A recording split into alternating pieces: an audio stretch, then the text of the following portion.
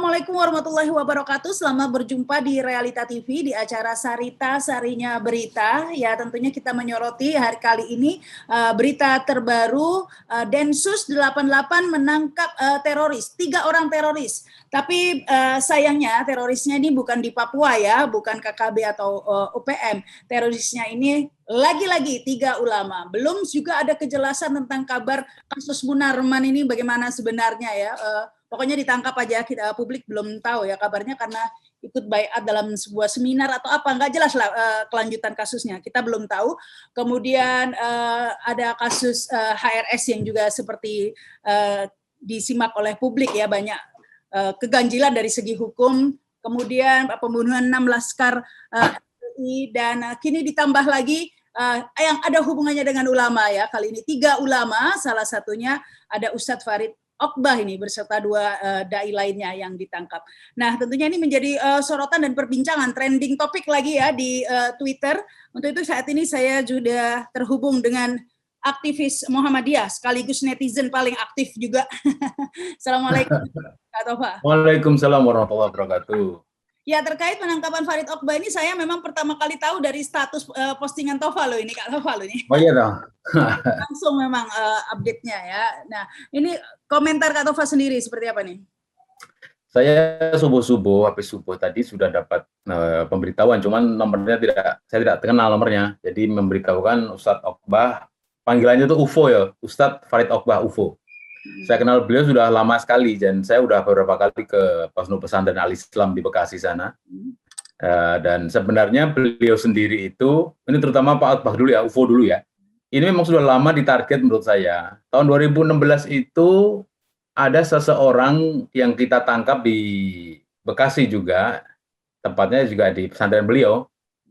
Jadi beliau ini mengaku dari Jawa Timur, nginep di pesantrennya Pak Okbah. Nah, setelah tekanan mencurigakan, kita interogasi, dia mengatakan digebukin di jalan tol gitu. Jadi minta tolong, minta nginep di rumahnya Pak Okbah gitu. Tapi singkat cerita, anak ini jadi akhirnya ya ngaku lah gitu bahwa beliau itu ya tanda petik itu ya misterius lah, misterius. Nah, dia waktu kita tangkap itu pura-pura dikasih darah di bajunya itu, dan sampai sekarang fotonya masih ada di saya. Nah, waktu itu kita pertemuan di kantor Insis membicarakan orang ini. Nah, ternyata memang banyak misteri-misteri yang selalu menggelayuti para ulama kita, termasuk yang terjadi di pesantren Pak Okbah ya. Nah, ternyata belakang kita baru tahu orang yang mengaku sebagai digebuk nitol itu ternyata barusan berapa bulan lalu juga menginap di pesantrennya Abu Bakar Bashir. Jadi orang-orang seperti ini memang saya curigai banyak hidup di lingkaran para ustadz-ustadz dan ulama kita. Dan mohon maaf sekali, orang seperti Pak Okbah itu orangnya lurus-lurus saja itu. Maksudnya untuk siasat-siasat seperti itu nggak ngerti. Beliau yang ngaji-ngaji aja gitu. Banyak santri tiap hari dia ajarin ngaji. Tapi kalau soal-soal yang misterius seperti itu, beliau nggak ngerti, lurus saja. Jadi kalau ada orang datang, modal salam saja, Assalamualaikum warahmatullahi wabarakatuh.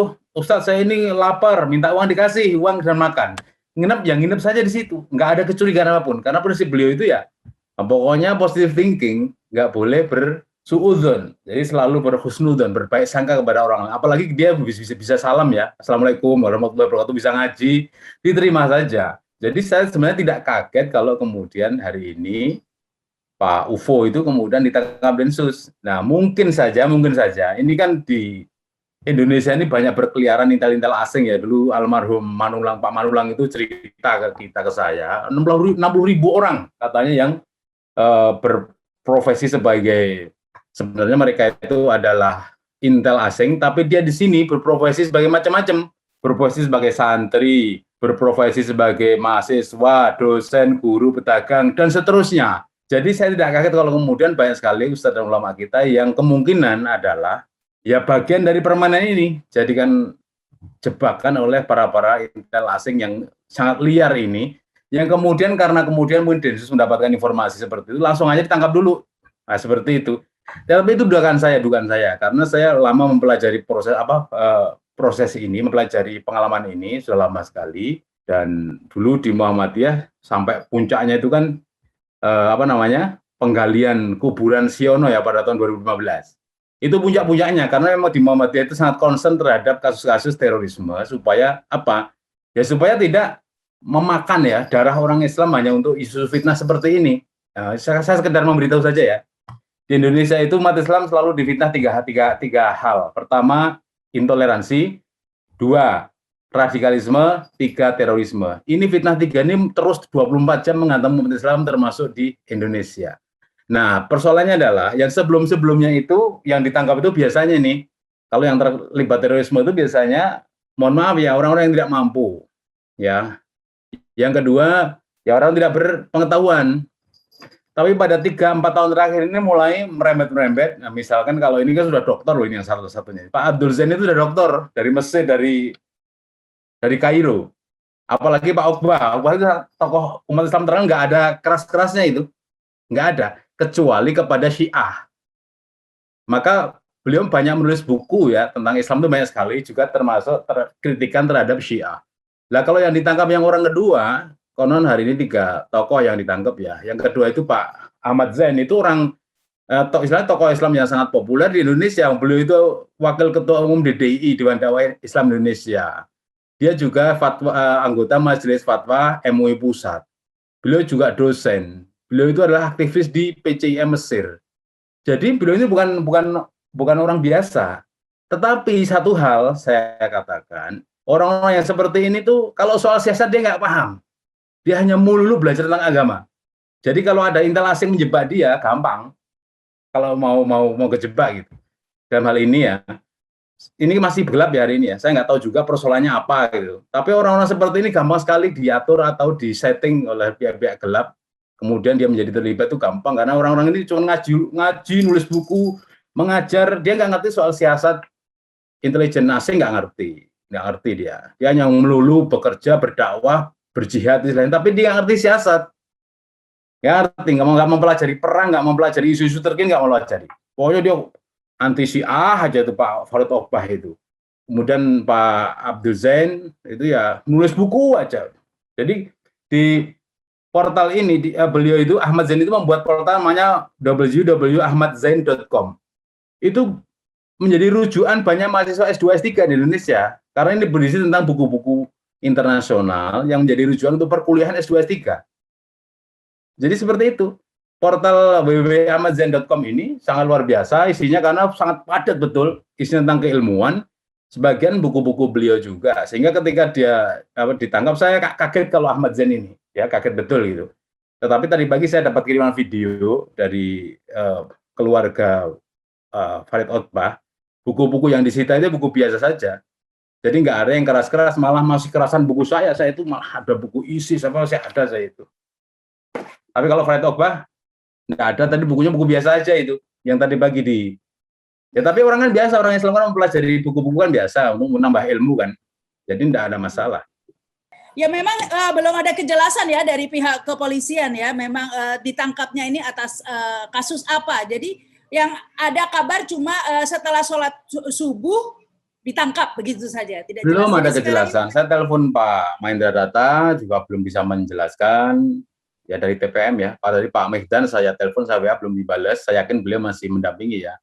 Tetapi dalam pengalaman saya kemarin melihat kasus beliau misalkan Munarman atau kasus terorisme sebelumnya, tidak ada pernah itu lawyer itu bisa mendampingi dalam penyidikan dalam BAP kepada para tersangka, nggak bisa itu. Termasuk Munarman sampai sekarang siapa yang bisa menjenguk Munarman itu?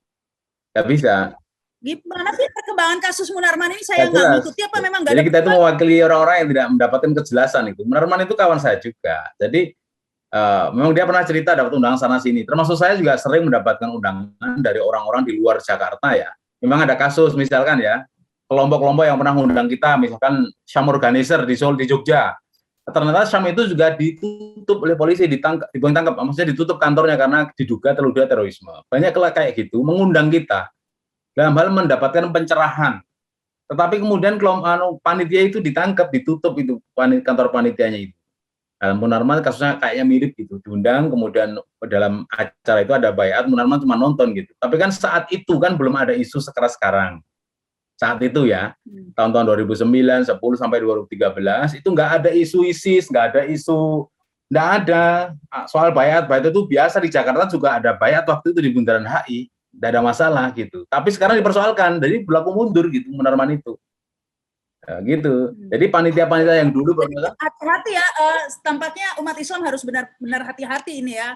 Nanti hati-hati kalau ada yang mau nginep. Begitu oh iya, ya. tadi di Facebook saya tulis kok di Facebook. Ya, bunyinya begini kira-kira. Wahai para ustadz, assalamualaikum. Kalian harus hati-hati terhadap lingkaran antum, saya bilang itu. Maksudnya orang-orang di lingkaran antum. Mungkin lingkaran satu beliau di pesantren, di organisasi Islam, di partai politik. Hati-hati. Barangkali orang di lingkaran antum itu justru yang menjadi munafik, yang dia mungkin memancing-mancing supaya kalian itu mengeluarkan kata-kata dua hal. Satu, mungkin persetujuan terhadap radikalisme. Yang kedua adalah selain persetujuan, mungkin aksi. Jadi sebenarnya hanya dua ini persoalannya. Seseorang bisa ditangkap itu, ya kemungkinan barang buktinya hanya dua ini, minimal ya. Satu, ada rekaman atau dokumentasi persetujuan, tidak berbuat dia, hanya persetujuan, ada lingkaran dia meminta izin, meminta restu. Gimana kalau saya akan menggerebek orang mesum, menggerebek orang zina di hotel atau menutup kafe. Nah, itu hanya menyetujui saja, itu sudah dianggap radikal, bisa ditangkap itu. Yang pertama, yang kedua ikut aksi, ya. Selain hanya menyetujui kata-kata, juga mungkin ada bukti ikut. Nah, tetapi yang mengatur ikut dan apa ini? Aksi apa ini? Ya, aksi itu radikal itu kan dalam penelitian Pak almarhum Bambang Pranowo itu menyetujui ya penggerebekan orang mesum saja itu dianggap radikal. Ya, menyetujui orang menutup kafe remang-remang yang mengganggu Ramadan selama Ramadan itu dianggap radikal. Lah, orang radikal pasti ditangkap oleh densus itu. Belum berbuat sudah bisa ditangkap. Jadi barang buktinya ini bukan terjadi tindakan teror misalnya seperti belum tentu, enggak belum tentu. Mana ada kayak Ustadz Okbah ini berbuat teror, nggak mungkin lah. Beliau itu tiap hari di pesantren orang tahu, banyak santrinya kok, banyak tamu-tamu tiap hari, orang terhormat beliau itu. Nggak mungkin dia kemudian ngebom gitu, kayaknya nggak jauh deh, nggak sampai ke situ. Saya duga dia hanya terlibat seperti itu. Ada orang yang membawa bukti, mungkin saja bukti persetujuan, atau dia mungkin punya videonya ya, ketika setuju itu ada videonya. Lah yang menyuting inilah kemungkinan yang kemudian menyebarkan bukti itu loh terlibat terorisme gitu. Nah, nanti kalau saya itu kan nggak bisa berkutik ya para yang ditangkap ini karena ada bukti. Lah ketika syuting atau video atau rekamannya nggak paham beliau itu. Setiap hari terima tamu kok, nggak terbuka pesantren itu. Jadi kalau ada tamu datang ke pesantren Al-Islam ya di Bekasi, nggak bakal ditolak. Mau ngobrol apa aja diterima. Ya kadang-kadang saking perkewuhnya ya para ulama kita itu, apa yang kadang sekali ditanya, Ustadz gimana itu di Palestina itu kalau kekejaman tentara Israel itu. Wah, kalau anak di sana bisa saya babat itu. Nah, misalkan begitu ya, kata-kata babat, kata-kata itu bisa termuncul dalam pertemuan terhadap orang baru. Lah orang baru ini khawatir saya adalah anggota daripada gelap yang di barat tadi, di luar tadi itu. Saya nggak nuduh orang Indonesia ya, mungkin orang asing yang orang Indonesia mana ada yang kejam seperti itu, nggak ada. Saya kira itu orang asing kalau kejam-kejam kayak gitu. Orang asing mana ini? Nggak tahu, pokoknya orang asing lah, negara Pancasila ya, nggak ada yang sadis itu. Ya intinya memang harus lebih hati-hati ya, karena kalau dulu mungkin teroris itu yang ngebom begitu ya. Kalau sekarang teroris ini yang datang seminar, ya, nulis buku begitu. Nggak ada yang mati padahal ya, nggak ada ini. Baik ya. Ulama-ulama ustaz kita niatnya itu baik, nggak ada yang jelek. Tetapi pandangan pihak lain kan belum tentu sama. Istilahnya kalau Ustadz bercerita tentang jihad ya, dalam Al-Quran disebut jihad itu adalah jihad jiwa dan raga dan harta benda, tapi kan itu bisa disalami. Bahkan kata-kata jihad, jamaah, Islamiyah, kira-kira udah pada takut mengucapkan itu di saat sholat saat khutbah Jumat.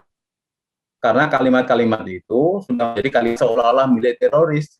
Seperti itu. Ya seperti itu yang sebut fitnah seperti itu. Nanti lama kalau si fitnah teroris ini, fitnah seperti ini berlangsung terus puluhan tahun, itu semua kata-kata di Al-Quran itu jadi fitnah. Katakan katanya teroris kan rajin sholat, rajin ngaji, rajin ke masjid, rajin subuhan, rajin jamaah, semua istilah-istilah Al-Quran itu menjadi menakutkan. Kan begitu kan? Siapa yang sekarang mau menamai anaknya Muhammad Nurdin? Top, nggak ada. Asy'ari mungkin udah mulai takut. Apalagi menamai lembaga atau yayasan jihad Islam, nggak ada yang berani itu. Yayasan Jamaah Islam, nggak ada yang berani. Karena apa ya? Memang kata-kata itu sudah diklaim oleh para teroris tanda petik sebagai milik mereka. Bahkan kalimat la ilaha illallah itu sudah diklaim oleh ISIS. Padahal klaim sepihak itu. Tapi di Indonesia disamaratakan, pokoknya kalau pakai kalimat la ilaha illallah itu ya berarti dia itu teroris. Maka bendera itu di sini nggak boleh putih gitu ya. Iya, nggak ada salahnya itu. Ini yang menarik, sudah ramai juga di Twitter ya, karena tadi kan Kak Tova bilang seringkali umat Islam dituduh ya kalau nggak radikal, intoleran begitu ya. Nah ini sudah banyak yang bekerja nih, salah satunya dari Yusuf Dumdum ini. Densus 88 tangkap Ustadz Farid Okbah, tokoh intoleran Indonesia, dukung Densus 88 begitu. Kemudian ini ada lagi dari Lady Zibo. Alhamdulillah, gembong intoleran ditangkap. Bravo Polri. Haikal Hasan Baros, gembong provokator juga harus segera ditangkap begitu ya. Ya ini saya sudah banyak lah Twitter seperti ini nih. Jadi memang arahnya itu menjadi intoleran begitu ya. Padahal intolerannya ini sebenarnya memang Farid Okbah ini dikenal anti Syiah, mungkin itu intolerannya ya. Jadi memang kayak Yusuf tadi ya, di media sosial sudah menjadi, istilahnya mohon maaf sekali ya, sudah menjadi musuh ya, menjadi musuh. Kalau tidak ada netizen Muslim yang kemudian bisa akrab dengan Dumdum, karena Dumdum itu liberal. Jadi di media sosial itu kan ada dua ya, kelompok liberal dan anti liberal. Jadi kalau yang sudah kelompok liberal itu sudah pasti menuduh siapapun yang tidak, istilahnya apa, tidak bisa diatur ya, yang tidak pro, istilahnya mereka tidak pro Pancasila dianggap sebagai radikal. Bahkan saking bodohnya mereka itu, partai atau ormas yang tidak berasaskan Pancasila itu dianggap radikal, padahal di undang-undang kita boleh asal tidak berlawanan dengan Pancasila. Kan lucu. Jadi seolah-olah tuh yang tidak memakai asas Pancasila itu dianggap radikal. Ya, padahal pemerintahan negara ini mengizinkan tidak berlawanan dengan Pancasila boleh, maka kayak Partai Umat pakai asasnya Islam, gitu kan. Jadi tidak bisa kemudian dicap kayak gitu. Misalnya Anies Baswedan di Jakarta itu oleh Yusuf Dumdum dan kawan-kawan itu dicap gini dulu, zaman dulu ya, sebelum pemilu. Nanti kalau Jakarta itu dipimpin oleh Anies akan berubah menjadi Suriah. Nah, tapi sekarang udah kurang 7 bulan lagi juga tetap Jakarta, nggak jadi Suriah. Itu kan opini-opini mereka digiring supaya orang takut pada Anies Baswedan. Saya kira sama. Lalu ini ada dua berita yang sangat menggemparkan ya. Saya di Muhammadiyah itu kaget juga. Apa coba? Beberapa bulan sebelumnya lalu sudah menyadiskan itu ya. Kotak amal disita dari Masjid Ribuan itu di luar Jawa, katanya terkait terorisme. Kemudian barusan di Lampung ada juga ribuan kotak amal disita, diduga akan digunakan untuk pengumpulan dana terorisme. Itu sebenarnya udah lucu sebenarnya. Kalau kotak amal disita, emang orang yang ngisi di kotak amal itu teroris kan juga bukan, tapi tetap disita sama uangnya. Uangnya kemana? Lucu juga. Menurut saya kotaknya aja diambil sama orangnya, tembak mati, selesai gitu. Nggak usah diberita-beritakan seolah-olah itu kotak amal itu teroris. Yang pertama itu. Yang kedua apa coba, lebih lucu lagi. Pohon kurma. Cuman pengakuan penjahat tanda petik ya. Seorang terduga ngaku, saya akan menanam kurma di sebuah kebun di sana. Itu sudah menjadi berita besar, seolah-olah itu tanaman kurma itu mau dipakai oleh teroris untuk menebar teror menggunakan dana dari pemetikan buah kurma. Itu sudah menjadi berita besar, padahal kurmanya belum ada. Setelah kebun itu didatangin oleh petugas, tidak ditemukan pohon kurma di satu pun, tidak ada, adanya sawit. Tapi sudah menimbulkan fitnah kan. Maka tadi di awal saya bilang, intoleransi, radikalisme, terorisme menjadi fitnah luar biasa 24 jam di Indonesia itu, termasuk di dunia.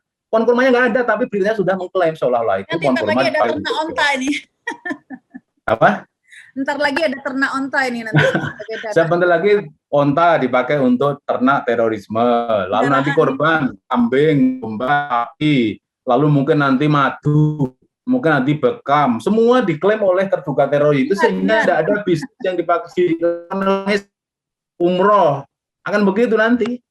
Ya, tetapi tentunya kita tidak berusaha tidak skeptis dulu ya. Kita tunggu ini penjelasan pihak kepolisian terhadap 3 terduga teroris. Aduh, sekarang ini kayaknya Enggak tega ya. terduga teroris ini ya.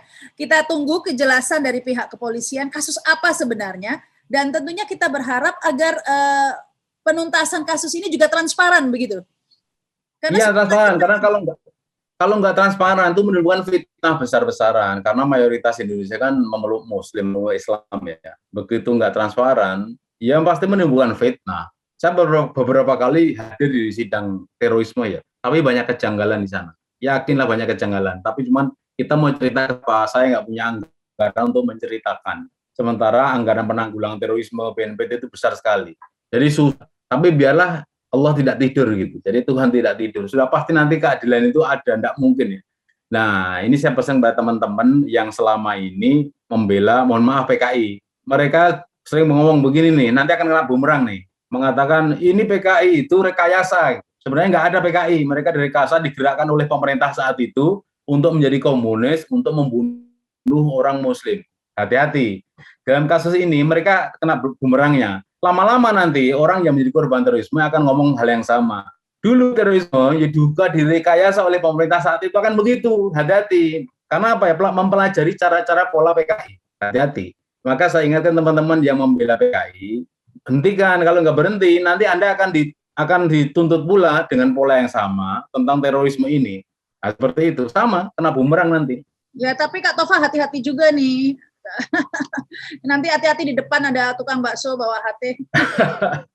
Bismillah aja lah, kita yang menyampaikan apa adanya ya. Kekhawatiran umat ini harus kita sampaikan ke publik. Jangan sampai pemerintah tutup telinga gitu loh. Ini masyarakat kan ragu. Kok ragu sih? Lah kan karena memang banyak oknum aparat yang akhir-akhir ini terbongkar kedok kejahatan. Lah kayak gitu aja terbongkar ya, apalagi yang ada anggarannya gitu. Kan banyak kan yang sekarang ada, mohon maaf sekali, aparat yang memperkosa, aparat yang main jual beli sabu barang bukti, aparat yang memeras tersangka dan seterusnya. Kak Tova, itu oknum.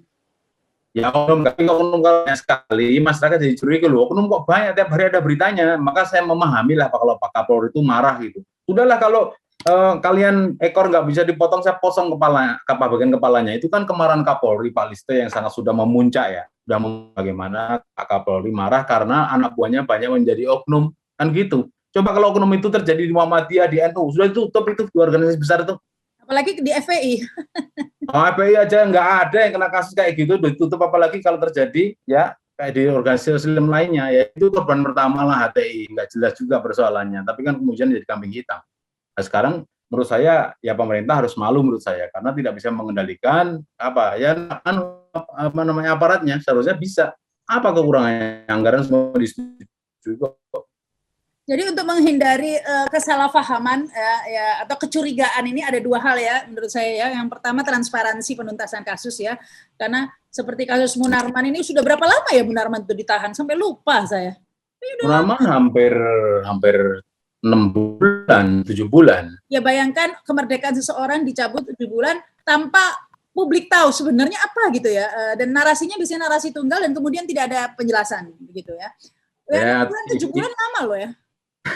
Lama. Penjelasan saya bilang HRS sudah 9 bulan, HRS 9 bulan kan ditahan HRS. Kemudian berapa bulan ada kejelasan, meskipun kejelasannya absurd ya, karena prokes dan segala macam. Tapi setidak-tidaknya masih ada usaha untuk menjelaskan, meskipun penjelasannya sulit diterima, tapi kan ada penjelasannya. Ini penjelasannya saja tidak ada loh, Kak Tova. Dalam kasus-kasus kasus terorisme itu tertutup ya, nggak seperti kasus-kasus yang lain. Artinya tidak publik nggak bisa mengakses karena kejadiannya tertutup. Tahu-tahu ada penjelasan, ditangkap, tahu-tahu ada ledakan gitu.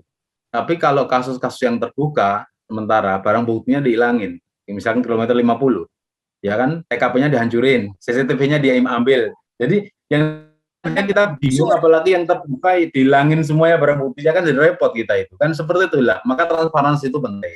Jangan pula yang ngusulin transparansi kayak kita nanti dua-duanya kan. Besok ada kasus di dekat Sarita itu, dari berita itu, saya juga di depan.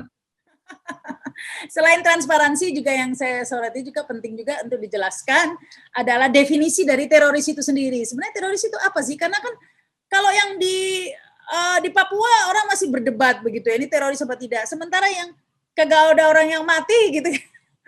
Terus jadi definisi teroris itu apa begitu? Mungkin itu juga Definisi itu nggak pernah dapat ditemukan di seluruh dunia. Dulu definisi radikalisme saja itu Amerika ngundang para tokoh-tokoh muslim seluruh dunia untuk menandatangani definisi radikalisme. Nggak jadi juga karena sebagian tokoh Islam termasuk Muhammadiyah nggak mau datang, nggak mau tanda tangan karena itu berbau darah lah gitu. Definisi itu berbahaya sekali. Kalau di negara A radikal itu baik, di negara B jadi jahat. Radikalisme itu kayak begitu. Terorisme juga lucu kalau kita lihat undang-undang terorisme ataupun di kamus bahasa Indonesia di KBBI. Pokoknya membingungkan, tidak ada yang pernah jadi satu, nggak ada yang pernah bulat ya, pasti berbeda-beda. Padahal korbannya sama, aparat juga mati di Papua, di sini Jawa juga mati, di Ambon mati. Maksudnya dalam kasus terorisme dan kasus separatisme sama korbannya, malah lebih berbahaya. Separatisme negara bisa hancur, mereka bisa merdeka, memisahkan diri.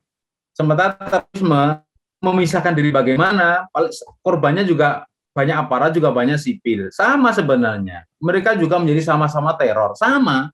Tapi kenapa harus dipisah, satunya terorisme, satunya separatisme?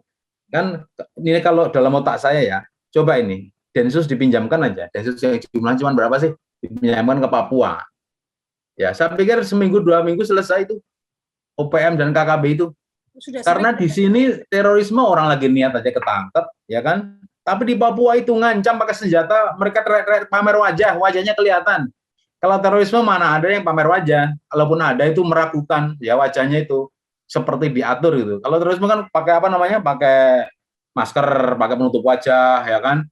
Paling jumlahnya cuma 1-2 itu pun aneh aja, ya nggak jelas lah pokoknya. Tapi kalau di separatisme itu mereka ngancamnya jelas, senjatanya jelas ditenteng, ya senjatanya banyak sekali, orang wajahnya jelas, malah nggak pakai baju kelihatan gitu.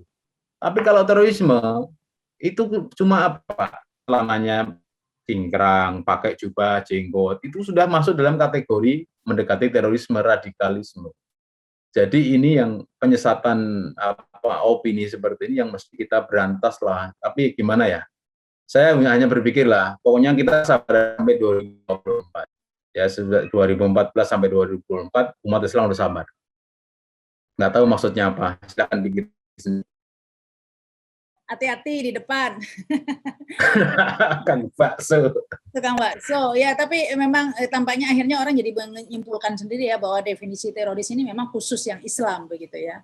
Jadi kalau bukan Islam. Itu kesan yang kita tangkap jadinya ya. Jadi kalau itu pelakunya itu Islam, pelakunya Muslim, melakukan teror, ada korban, lalu ya ada dekat-dekat dengan senjata, itu teroris. Tapi kalau pelakunya bukan Islam, ya, tapi korbannya sama, perbuatannya sama, itu bukan teroris, itu namanya separatis. Bahkan kalau perlu OKP saja itu, ya, organisasi OKP, KKB, cuman kelompok-kelompok bersenjata saja itu. Jadi mau nyebut separatis pun kayaknya itu mahal gitu, sayang gitu. Nyebutnya cuma KKB, OPM, kelompok anulah itu, kelompok kekerasan aja itu. Apalagi nyebut teroris, separatis saja menyebut kata itu kayaknya mahal gitu.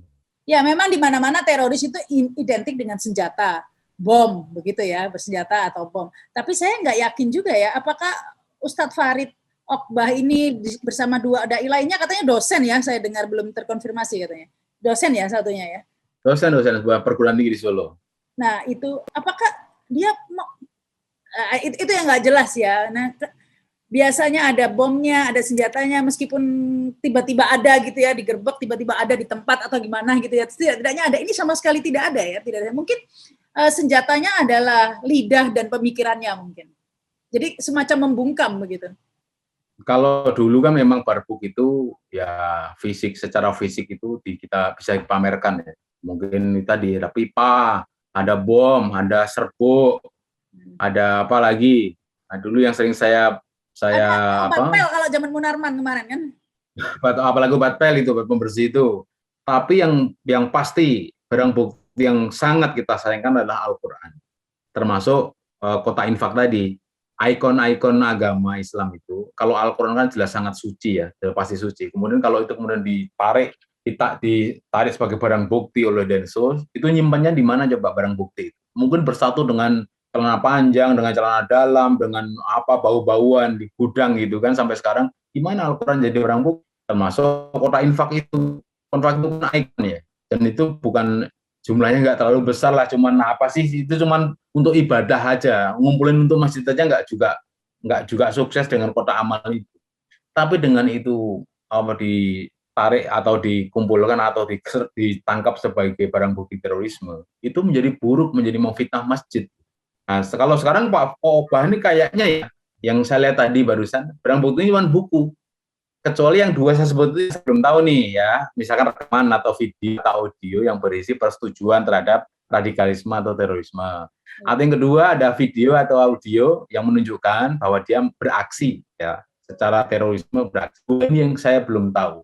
Tapi kalau hanya buktinya buku-buku atau ceramah atau hanya rekaman di masjid, kalau mohon maaf lah itu juga sebenarnya internal, nggak mungkin orang katakanlah mau ngebom itu di cerita kemudian terbuka, nggak mungkin juga, itu kan hanya istilahnya apa ya? Babat semua kok dibabat beneran gitu, nggak mungkin kayaknya ya, mungkin hanya ucapan ya.